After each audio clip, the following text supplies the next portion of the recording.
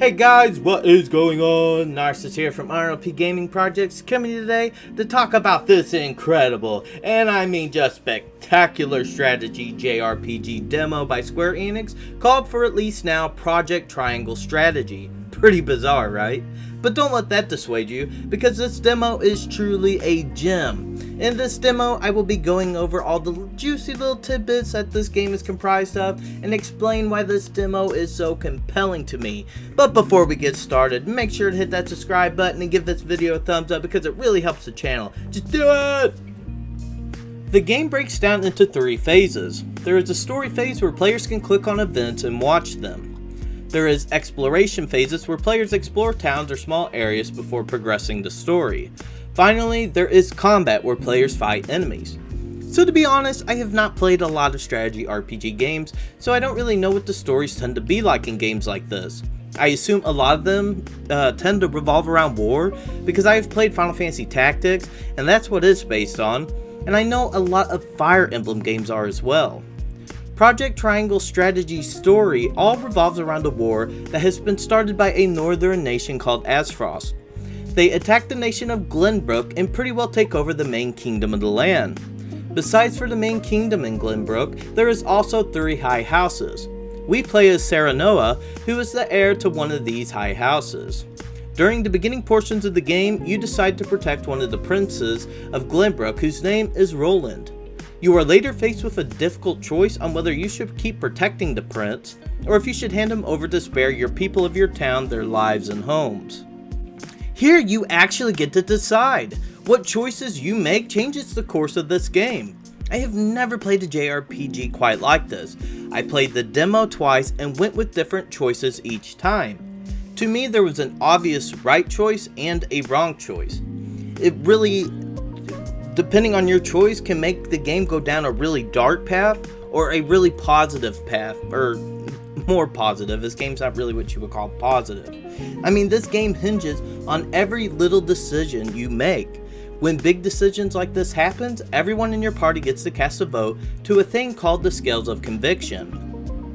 Players are able to convince party members to vote how they want them to by persuasion. Persuasion gives players choices to choose from when talking to each party member. The party member can be persuaded if the right choices are used. More choices can be unlocked by players by gathering information during the exploration phase. So again, the story changes completely depending on your choices. Square is making a game that gives control of the story to the players. While playing through the main scenario, there are also subplot events that happen that players can click on to watch. The sub-scenarios also change depending on players' choices. It's crazy. The story really reminds me of the Game of Thrones. There is a lot of manipulation, deception, murder, and no guys, I'm sorry, no nudity or anything like that, so don't get your hopes up, but the plot really reminds me of the Game of Thrones, and I love it. I hope I gave a good enough explanation of the story without spoiling anything. Characters seem to have a lot of depth to them, even if their names can be a little off the wall. So far, I really have no complaints with the story or the characters. Good job, Square Enix. I like your willingness to explore with new things, even if it doesn't always work out for you. I'll always be a fan. Next, we will get into combat. It seems like a pretty basic strategy RPG. Each character has its own specific class, such as a medic or mage. Each character has a move phase, where they can move to get into range to do an attack or to flee away from foes. One thing I noticed was some characters could ride animals. This gave them a larger range of movement when it comes to their turns. The environment in battle can give players advantages. Being on an elevated surface will allow characters to deal more damage. The combat can be tough. Enemies can gang up on players' characters, quickly wiping them out. The key is to divide and conquer, but this can be incredibly difficult to do. And I guess that is why it is called a strategy RPG, because it definitely requires some logical strategy.